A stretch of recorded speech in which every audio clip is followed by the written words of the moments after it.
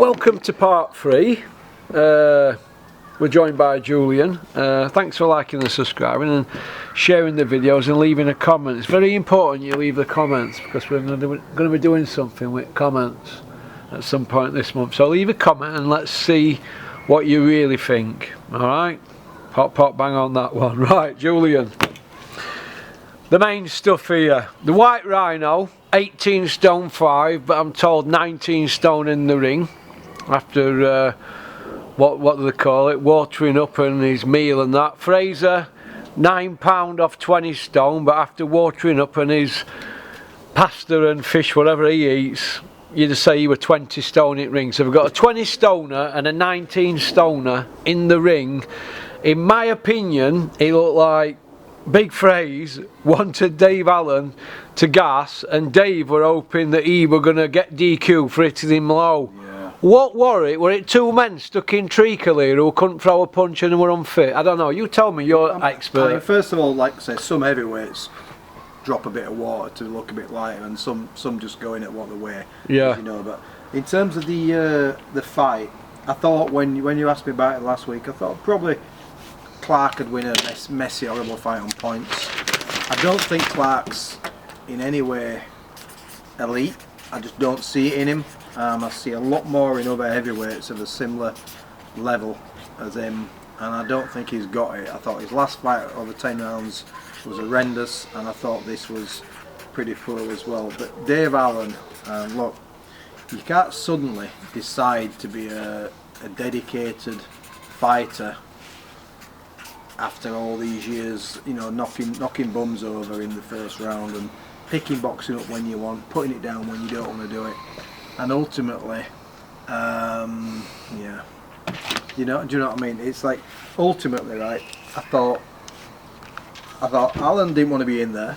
Yeah.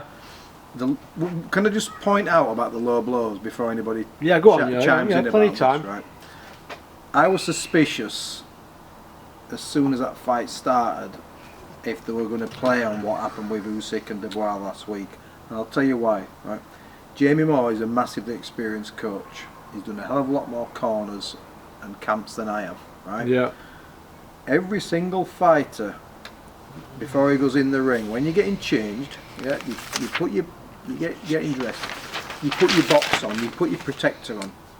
The next thing what everybody does when they put the protector on is they put duct tape around the protector 2 or 3 times, and then you turn it round so the sticky adhesive is on the outside, and then you pop it around the protector again, and then you pull the shorts up and you stick the band to the top of the protector. Now every single coach in every single fight and every single professional does that. That's what you do. And as soon as I saw that fight start, I noticed, I said again to Anna, poor Anna, my sidekick when I'm watching boxing, I says, he hasn't taped up his protector. And she goes, what does that mean? I says, it means his protector's going to ride up and he's going to start to cry about low blows. And she said, is that what they do? I said, it's standard common practice. Every coach has some duct tape in his kit bag, that's what you do. Anybody who's watching, I always say, it's not a patronising thing.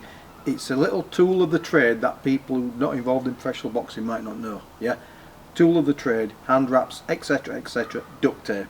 It's a critical piece, and it's so the band fits perfectly, and then everything just sits nicely on top of the hips, the shorts, the protector, all together. And I'm like, Jamie Moore, with his massive experience, hasn't put any duct tape around Dave Allen's protector. It's going to ride up. Why is it going to ride up? Why does he want it to ride up? And what became apparent to me was, technically, from what we saw with Usyk Dubois, technically some of those blows were borderline stroke low. But it was because the protector was riding up and riding up and riding up. But there were so many punches in the first 2 or 3, 4 rounds, what were actually on the flesh, they were around the side, and every single time Fraser Clark went to the body, Dave Allen was bitching. And I said, he doesn't want to be in there. It's clear to me the guy doesn't want to be in there. He threw about 3 overhand rights in the entire fight, and his body language was awful. Again, I'm talking about body language again. I thought his verbal communication building up to the fight was terrible when he's saying things like, even if I don't win. You know, when you hear a fighter say, even if I don't win. You know, Mindset wrong. awful. Mindset was awful. Nothing against Dave Allen, he might be the nicest guy in the world. He's a tough man. But I'm just going to be honest now, right? And this is going to come across as quite harsh, yeah? I've been in boxing since I started coaching after finish amateur. I started coaching when I was 24, 25-year-old. And I stopped really coaching a couple of years ago in any kind of like seriousness. You know, one of the biggest reasons I stopped coaching, not just because of what they did to Gary Sykes, which broke my heart. Boxers not being dedicated. They're messers. They're time wasters. If I told you, I'm talking about every level, amateur. Oh yeah. If I told you how many messes I've had, how many time wasters I've had, and it's no different for anybody else. But when you don't rely on the income, you can walk away from it. When you're desperate for it, you put up with crap. Boxers generally are messers. Now Dave Allen might be a tough guy. He's a messer. He's a time waster, right? The guy's not a serious athlete. Now, before anybody thinks that's harsh, he's had enough chances. Before anybody thinks that's harsh, right? Yeah, but they do. I've had boxers like this. You throw everything at them. You get them sponsors. You get them this. You get them that. They can't turn up for gym. And when they turn up, they've always an injury. Now, I don't know Dave Allen. I bet he's always an injury in camp. I guarantee Dave Allen's always got an injury in camp because I've trained 30 Dave Allens. It doesn't matter if it's a 2-bout amateur or a 50-bout amateur or a 20-bout pro or a novice pro. Well, what about all that chat leading up to it? I'm mature, I'm training smarter, stronger, faster, quicker than a speeding bullet. I'm eating kangaroo meat now, grilled as well. I'm blowing after 2 rounds, and I'm knackered after 2 rounds, and I'm just going to hope that Fraser Clark. Listen. What, it's me nuts again? What about, right? But think about this from a realistic point of view. Boxers are tough men. They're brave men. We all say it now. We admire the fact that men can get in a ring and do that, right? No one's knocking that, right? No one's suggesting it's easy. If it was easy, everybody would do it. But you imagine, right? You're one of Dave Allen's fans. You've paid money to go see Dave Allen. After hearing that he's going to surprise people. Yeah. You've paid money to see Dave Allen, and that is his performance. Open for a DQ. I want my money back. I mean, Fraser Clark will move on to him, but this sounds like I'm attacking him. I'm not. I've had so many messes in boxing, it's boring, right? And I always remember, I never worked with Josh Warrington as his head coach. I worked with Sean and did work with Josh Warrington. Josh Warrington used to be a dental technician. Worked full time, and he used to come all the way from Leeds, other side of Leeds, to Central Boxing Club in Batley, which was the gym where I was. Josh Warrington was the first one in the gym all the time. And last out. And the last out. And there were other fighters in there, mentioning no names, who either couldn't get there on time or couldn't even get there. And Josh Warrington was always there. Did he ever miss a shift? No, Sean said he was always over doing extra stuff, was Josh. He'd say, Julian, have a word of him, tell him he's not listening to me. Sean used to say, Josh won't listen to me. He's been out running this morning. Like Jim McDonald was training. There's no secret. Josh Warrington won a world title and he's earned millions. There's no secret. Dedicated, right? And then when you've got kids who live 500 yards from the gym who can't get to the gym and they haven't been working that day, mentioning no names, and all they do is moan and complain, and they've always injuries. And they've not even been working that day. Josh Warrington was never injured, and it's a mindset. So maybe I'm making assumptions, and maybe Dave Allen, every time he's in gym, grafts his ass off, and maybe Dave Allen's never injured. But I know that's not true, because this is just what happens with boxers. Messes, time waste, and wasting people's time. Right? They're on Twitter till 2 AM, or Insta, wherever it is. You don't. I just thought I thought the performance was awful, but I don't think and you know, someone said to me, I won't mention the name, someone messaged me this morning and said, right, I was really disappointed with Dave Allen's performance, and I laughed. I said, disappointed? I says, that's like being married to somebody who's cheated on you for 20 years, right? And then you keep taking him back, you keep taking him back, you keep taking him back.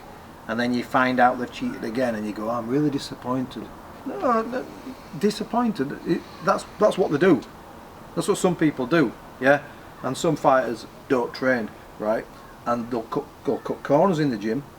The fact is, box once a month against doormen, Yeah, it tells you all you need to know. Once a year, you mean, for the last 4 years? Once a year for the last 4 years against Dorman. Now, this is not knocking Dave Allen, but he won't waste my time. 4 fights in 50 months, and then last night.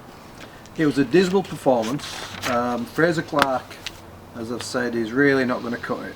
He's very, very clear that Fraser Clark is not going to cut it. But he was looking for a DQ win. And Dave was? Yeah, and I'll give you a quick story now. And people say he's on about Gary Sykes again. Yeah, I am. Right, and there's a reason for it. They said, and you criticise the coach, you can say whatever you want. They said that Dave Allen apparently perforated his eardrum. Right, he may have done, he may not. It's always funny how they make the diagnosis on the night of the fight without a medical having a look at it. However, Gary Sykes in prize fight the second time around moved up above his weight, moved up just above lightweight. It was only super featherweight. Now, his first fight he boxed Tommy Coyle, right, in the first quarter final. He came back to the dressing room and we knew we'd got Crawler next. Crawler had boxed, he'd had longer rests than Sykes, and Sykes was tired.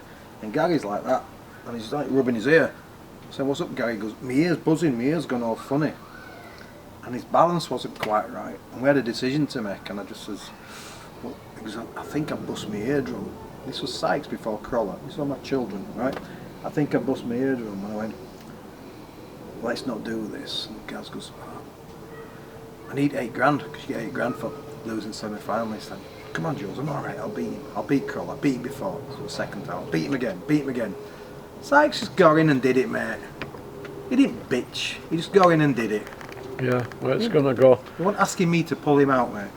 Yeah. Do you want to tune into part 4? Thanks for liking and subscribing, leaving a comment. Pop, pop, bang.